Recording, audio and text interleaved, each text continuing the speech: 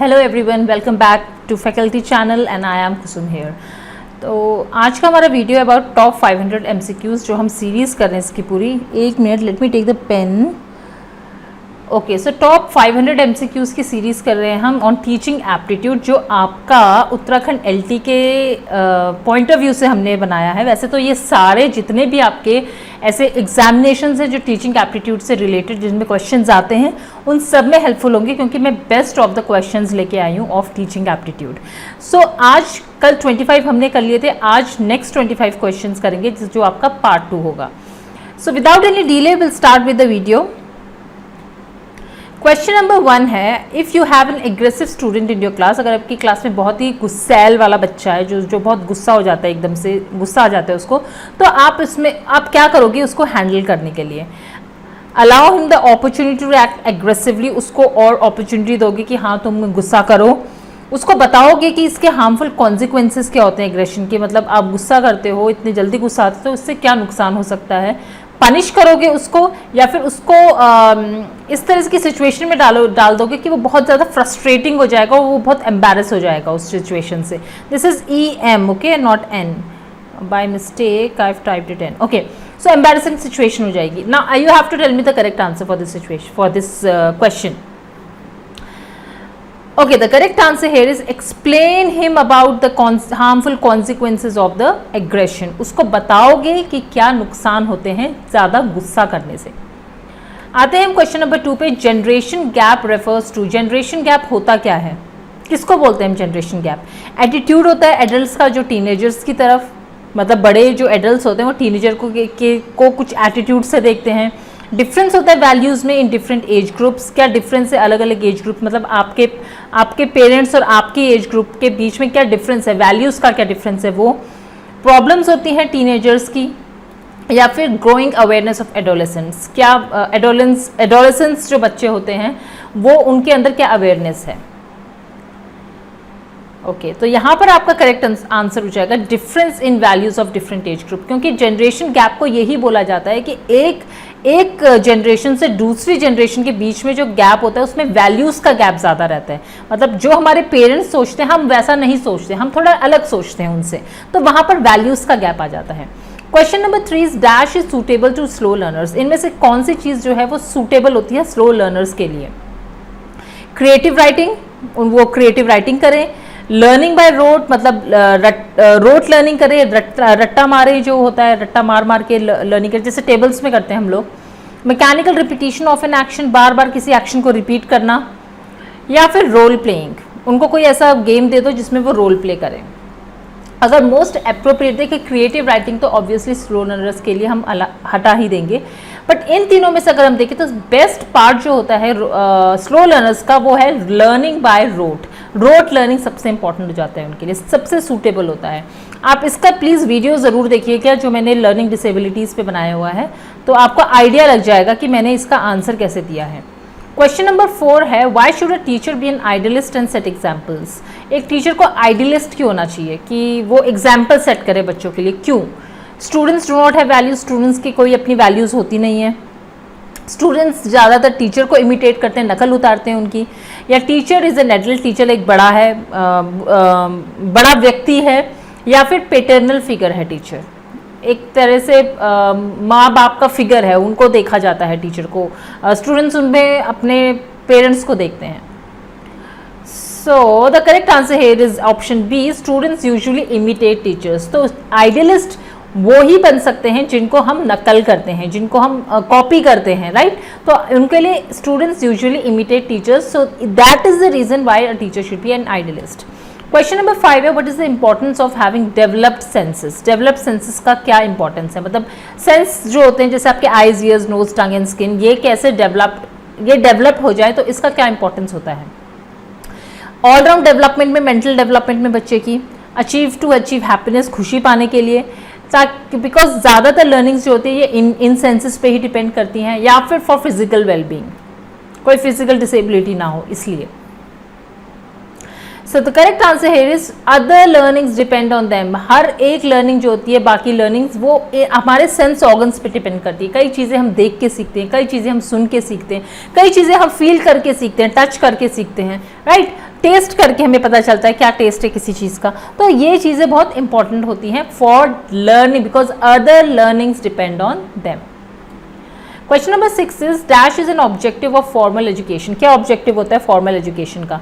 Compare करना high and low achievers को, मतलब जो बहुत अच्छा कर रहे हैं उनको और जो थोड़ा स्लो लर्नर्स हैं उनके बीच में कंपैरिजन हो जाता है थोड़ा। लर्न करते हैं, learning discipline based content. Discipline based content क्या होता है? वो सेल्फ बेस्ड लर्निंग, खुद से सीखना, या फिर teacher centred learning. Teacher centred learning होती है, टीचर वहाँ पर मेन होता है और बच्चे उसको सीखते हैं जो टीचर बता रहा है। इनमें से ऑब्जेक्टिव क्या नहीं है? प्लीज नोट पे जरूर ध्यान दीजिएगा, बिकॉज नोट जो होता है ना वो गेम खराब कर देता है पूरे क्वेश्चन का, अगर आप नोट नहीं देखोगे तो। Here the correct answer is your self-paced learning जो होता है वो आपका फॉर्मल एजुकेशन में नहीं होता है। फॉर्मल एजुकेशन मीन्स आप खुद जा रहे हो किसी स्कूल में, कॉलेज में और तब पढ़ रहे हो, आपको जाना पड़ेगा फॉर्मली वहाँ पर। जैसे मैं अभी यहाँ पर ये पढ़ा रही हूँ तो ये इनफॉर्मल एजुकेशन है, ये आप खुद भी पढ़ रहे हैं, राइट, या फिर घर में बैठ के पढ़ रहे हैं। होम स्कूलिंग जो होती है वो इनफॉर्मल एजुकेशन होता है, but where you are going to school, colleges, institutions, that is your formal education. Question number 7, student in your class is guilty of stealing, what would you do? आपने किसी बच्चे को देखा है कि वो चोरी कर रहा है, तो अब आप क्या करोगे? उसने चोरी करी है। Find the cause of behaviour and explain the effects of stealing. वो पता करोगे कि क्यों उसने ऐसे करा है और उसको बताओगे कि क्या इफेक्ट्स होते हैं, क्या कॉन्सिक्वेंसेज होते हैं स्टीलिंग के। पनिश करोगे चाइल्ड को और उसे बोलोगे कि आप रीपे करोगे जो आपने चुराया है वो। पब्लिकली डिमांड एन अपॉलॉजी, मतलब सबके सामने बोलोगे आपको सॉरी बोलना पड़ेगा। या फिर send the child to the police, police को भेज दोगे। देखिए ऑब्वियसली फोर्थ क्वेश्चन ऑप्शन तो आपका अपने आप ही एलिमिनेट हो गया। पब्लिकली किसी को अपॉलॉजी के लिए बोलना is not a good practice, specially बच्चों को, बिकॉज बच्चों के अंदर वो चीज़ अब दिमाग में बैठ जाती है कि हमारी बेइज्जती हुई है, इंसल्ट हुई है। तो इन दोनों में से अगर हम देखें ये भी obviously is a very wrong answer. Repay करने को आप नहीं बोल सकते बच्चे को। Your correct answer is find the causes of the behaviour and explain the effects of stealing. Question number 8 is EFA programme is involved in. क्या होता है, क्या है इस EFA प्रोग्राम में? Improving administration of schools, improve करना administration schools का, provide करना प्राइमरी एजुकेशन सबको, रिमूव करना इलिटरेसी, या फिर रिमूविंग पॉवर्टी, गरीबी को हटाना। देखिए EFA का सबसे पहले तो आपको फुल फॉर्म पता होना चाहिए। इसका फुल फॉर्म है education for all. EFA means education for all. तो आपको अगर फुल फॉर्म पता है तो इससे आप बहुत ईजिली बता सकते हो दैट इसका करेक्ट आंसर हो जाएगा providing primary education to all. सबको प्राइमरी एजुकेशन, वो भले एडल्ट्स हो या चिल्ड्रन हो, वुमेन हो, कोई भी हो, पर सबको प्राइमरी एजुकेशन मिलनी चाहिए। Education for all is this. Question number 9 is dash in is objective of the adult literacy programme. Adult literacy programme का ऑब्जेक्टिव क्या है? Flexibility of time to learn, flexibility मिलती है टाइम पे लर्न करने के लिए, या प्रोवाइड करना लिटरेसी एंड हेल्थ एजुकेशन, उनको ट्रेन करना वुमेन एंड एंटरप्रेन्योर्स, या providing work related literacy kits. इनमें से फिर देखिए मैं फिर बोल रही हूँ नॉट यहाँ पर लिखा हुआ है, so please give me the answer on the basis of this not only. Okay, so the answer for this question is C, because entrepreneurs का एजुकेशन लिटरेसी से कोई मतलब ही नहीं है। entrepreneurs तो बिजनेस से रिलेटेड हो गया, राइट? एजुकेशन लिटरेसी प्रोग्राम से रिलेटेड नहीं है, तो your correct answer is this. Question number 10 is what is the most important contribution that the teacher can make in the classroom. सबसे ज़्यादा कॉन्ट्रीब्यूट क्या कर सकता है टीचर क्लासरूम में? सबसे इंपॉर्टेंट क्या है उसके लिए? डेवलप करना इंटरेस्ट इन द लेसन, बच्चों के में लेसन के लिए इंटरेस्ट आए। इम्पार्ट करना नॉलेज ऑफ द सब्जेक्ट, जो उसको नॉलेज है सब्जेक्ट की वो औरों को बताना, स्टूडेंट्स को बताना। टेंशन रिड्यूस करना और क्रिएटिव लर्निंग को बनाना, या फिर सेट हाई अचीवमेंट्स लेवल, बच्चों के अंदर हाई अचीवमेंट लेवल्स को सेट करना। Here the correct answer is reduce tension and make learning creative. सबसे इंपॉर्टेंट कंट्रीब्यूशन होता है कि आप बच्चों के अंदर से टेंशन हटाएं और क्रिएटिव लर्निंग को ज़्यादा बढ़ावा दें। Question number 11 is how would you improve student participation in classroom activity. क्या करोगे आप कि आप बच्चे आपकी क्लासरूम एक्टिविटी में ज़्यादा से ज़्यादा पार्टिसिपेट करें? उनको रिटन असाइनमेंट्स दोगे करने के लिए, या फिर ग्रुप एक्टिविटी एंड रिपोर्टिंग दोगे, ग्रुप एक्टिविटी करें वो, टेस्ट लोगे आप उनके, या फिर रीडिंग टेक्सचुअल इन्फॉर्मेशन, कुछ टेक्सचुअल इन्फॉर्मेशन को रीड करने के लिए दे दोगे, तो क्या करोगे आप कि ज़्यादा से ज़्यादा पार्टिसिपेशन हो। बहुत इजी आंसर है, सबसे इफेक्टिव जो आंसर यहाँ पर होगा वो है बाय ग्रुप एक्टिविटी। जब आप बच्चों को कोई एक्टिविटी देते हैं स्टूडेंट्स को क्लास में, तो वो उनका ज़्यादा से ज़्यादा पार्टिसिपेशन हो जाता है किसी एक्टिविटी में। Question number 12 is which of the following would you use to shape the habits. किसी की हैबिट, कोई भी हैबिट शेप करने के लिए सबसे इंपॉर्टेंट क्या है, क्या यूज करोगे आप। इंडोक्ट्रिनेशन, इंडोक्ट्रिनेशन को मुझे एग्जैक्ट हिंदी वर्ड नहीं पता है, तो पर इसका मतलब होता है कि किसी पे आप अपने आइडियाज थोप रहे हो, उसको एक तरह से ब्रेन वॉश कर रहे हो कि नहीं आप गलत हो, ये चीज़ें सही हैं जो मैं आपको बता रही हूँ। मतलब इंडोक्ट्रिन मतलब एक तरह से माइंड वॉश कर देना और अपने आइडियाज़ को उनके माइंड में डालना। सेकेंड इज टीचिंग, टीचिंग के थ्रू, ट्रेनिंग के थ्रू, या फिर नन ऑफ दिस। देखिए आप किसी की हैबिट्स को शेप कर रहे हो तो training is the most important, तभी तो आपको हैबिट पड़ेगी। ट्रेनिंग जब तक आप नहीं लेंगे उस चीज़ के लिए, you will not be able to portray that habit, so it is very important. Question number 13 is you have a student, एक आपके पास कोई स्टूडेंट है जो फेल हो चुका है किसी क्लास में, तो how will you motivate the student to study sincerely in the same class. कैसे मोटिवेट करोगे आप स्टूडेंट को। गार्जियंस, उनके गार्जियंस की काउंसलिंग करवाओगे, या उस बच्चे की खुद की साइकोलॉजिकल काउंसलिंग करवाओगे, या फ्रेंड्स के थ्रू काउंसलिंग करवाओगे, या फिर टीचर खुद काउंसलिंग करेगा उसकी, क्या होगा सबसे अप्रोप्रिएट। से जहाँ पर बच्चे को से का माइंड से रिलेटेड कुछ हो जाता है, जहाँ पर हमें लगता है कि हाँ ये साइकोलॉजिकली इसको कोई हार्म होगा, वहाँ पर हमेशा हमें एक्सपर्ट के पास जाना चाहिए। That is psychological counselling will be the most important factor to motivate such students. Question number 14 है अ teacher should B dash towards students. क्या होना चाहिए टीचर को अपने स्टूडेंट्स की तरफ।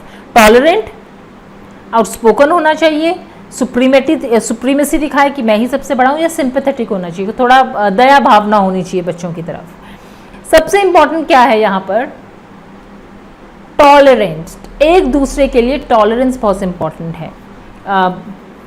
हर एक बच्चा अलग होता है, तो आपको उनको समझना है, आपके उनकी फीलिंग्स को समझना है। तो यहाँ पर टॉलरेंट का मतलब ये है, नेगेटिव वाला टॉलरेंट नहीं है, but this is a positive tolerant. Okay, जैसे हमारे कॉन्स्टिट्यूशन में है ना, एक दूसरे के जब सेक्युलरिज्म की बात आती है तो एक दूसरे की हम जो अलग अलग कास्ट हैं, अलग अलग रिलीजन है, तो उसकी तरफ टॉलरेंस होना चाहिए। मतलब आपको उनको भी उतना ही महत्व देना है जितना आप अपने आप को अपने रिलीजन को देते हो। तो same thing applies here in classroom also.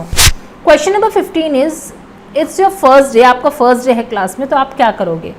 Evaluate करोगे सब्जेक्ट को, आपका जो सब्जेक्ट है उसके बारे में बताओगे, कुछ इंट्रोड्यूस करोगे सब अपने आप को स्टूडेंट्स से, स्माइल करोगे सबकी तरफ, या फिर स्टूडेंट्स को बोलोगे कि डिसिप्लिन बना के रखें।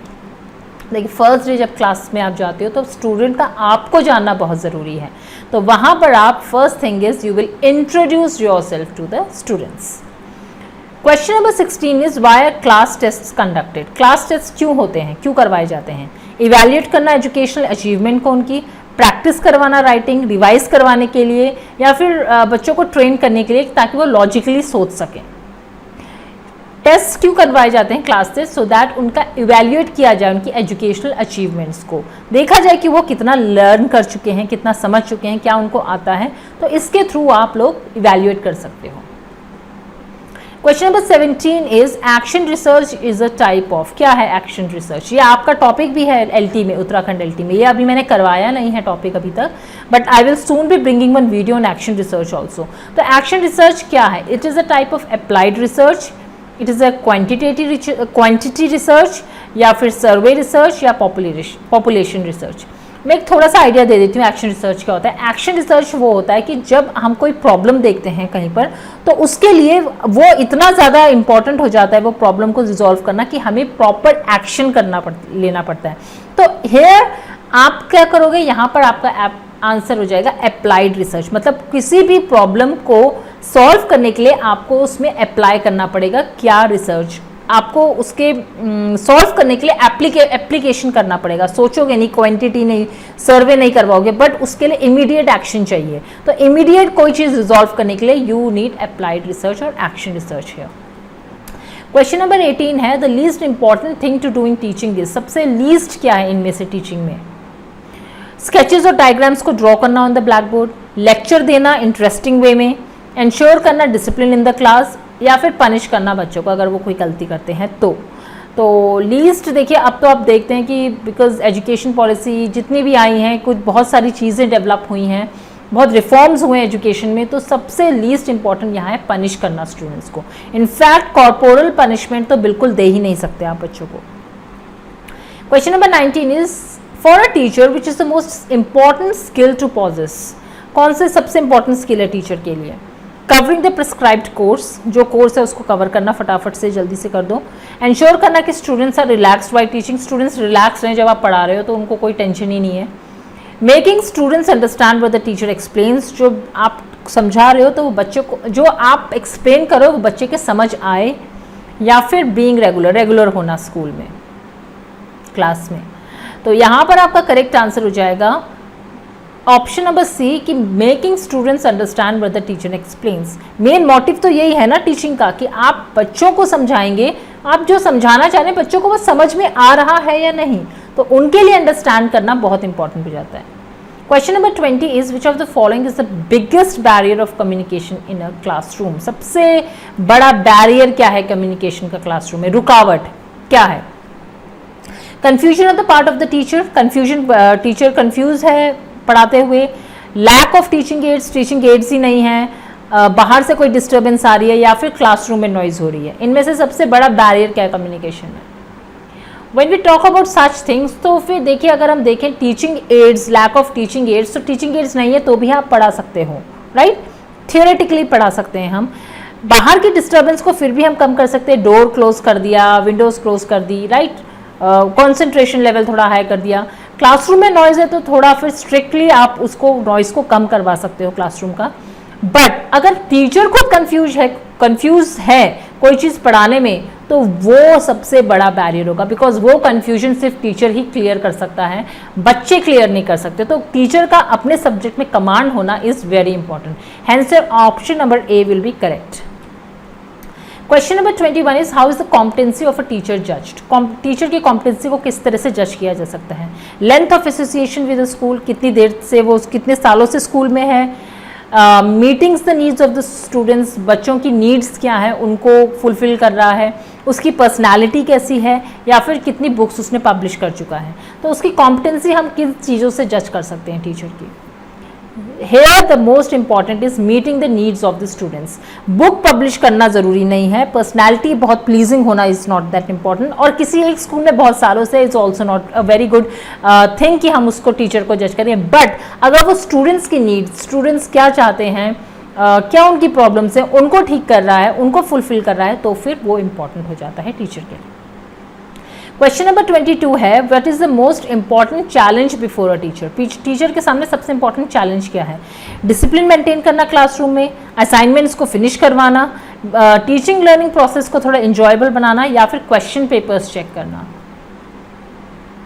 Very obvious answer here is option number C, making teaching learning enjoyable. Teaching learning को किस तरह इंजॉयबल बनाओ ताकि बच्चे के अंदर इंटरेस्ट आए टॉपिक को लेके। So this is most challenging part for a teacher. Question number 23 is dash is not required for an effective communication. इनमें से कौन सी चीज़ है जो effective communication establish करने के लिए important नहीं है? ये questions भी बहुत important है क्योंकि communication भी एक topic है आपका अच्छी teaching aptitude में। Okay, the options are appropriate gestures, appropriate अच्छे ठीक जो gestures होने चाहिए topics related, classroom में कैसे behave करना है वो। स्पीड मॉड्यूलेशन, स्पीड कहाँ पर कम ज़्यादा, कहाँ कम होगी कहाँ ज़्यादा होगी, वो मॉड्यूलेशन हो गया आपका। चार्मिंग पर्सनालिटी होना टीचर का, या फिर good knowledge of the content. अब यहाँ मैं फिर बोल रही हूँ नॉट पे प्लीज़ ध्यान दीजिएगा, that which is not required. तो सबसे इंपॉर्टेंट है charming personality is not required. Okay, so this will be your correct answer.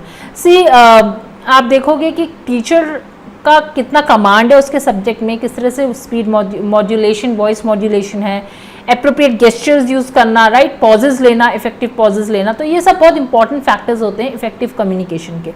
Personality इसमें लीस्ट इंपॉर्टेंट होता है, बिकॉज अगर आप बहुत ही चार्मिंग पर्सनैलिटी है किसी टीचर की लेकिन उसको नॉलेज ही नहीं है अपने सब्जेक्ट की, तो फिर वहाँ पर आप इफेक्टिव कम्युनिकेशन स्टैब्लिश नहीं कर पाएंगे। Question number 24 is who is an effective communicator. Effective communicator होता कौन है? एक वो जो बहुत ह्यूमरस स्पीकर है, मतलब बहुत हंसी मजाक करके बातें कर रहा है, या जो हिस्ट्रियोनिक टैलेंट्स है जिसके अंदर मतलब हिस्ट्री से रिलेटेड बहुत चीज़ें पता है उसको, या जिसको जो बोलना है उसके बारे में वो क्लियर है, क्लैरिटी है उसके थॉट्स में, उसके स्पोकन पार्ट में, या फिर उसको बहुत सारी लैंग्वेजेस आती हैं बोलने में। I know it is a very easy one, option number C is the correct, कि जो वो बोलना चाहता है उसकी उससे क्लैरिटी है। Last question here is what is required in a classroom, क्या चाहिए क्लासरूम में? A teacher delivering his lecture according to the text book and the research, जो टेक्स्ट बुक में लिखा है, जो रिसर्चेस पे है, वो उसके अकॉर्डिंग लेक्चर देना टीचर के लिए। टीचर डिलीवर कर रहा है lecture on the basis of text book contents and standard books, कौन कौन सी बुक्स हैं, स्टैंडर्ड बुक्स हैं और टेक्स्ट बुक्स, उनके बेसिस पे। टीचर इफेक्टिवली आंसर करे questions that are being asked by the students, या फिर teacher who is disciplined and take attendance regularly. इसमें से सबसे ज़्यादा इंपॉर्टेंट क्या है क्लासरूम में, क्या होना चाहिए? Here option number C will be the most appropriate answer, कि वो स्टूडेंट्स के अंदर क्या क्वेरीज हैं, क्या डाउट्स हैं, उनको आंसर करे। ये सबसे इंपॉर्टेंट होता है क्लासरूम कम्युनिकेशन में। So this is the correct answer. So yes, we have finish with 25 more questions, और आज हमारे ऑलमोस्ट 50 क्वेश्चंस पूरे कंप्लीट हो चुके हैं इन अ 500 question series. Tomorrow I will be bringing 24 more questions and I will try कि मैं कल का जो थोड़ा लाइव रखूं, if it will be possible. So please, yes, do come tomorrow also, and it will be fun to solve these questions. Till then, take care everyone, and bye bye.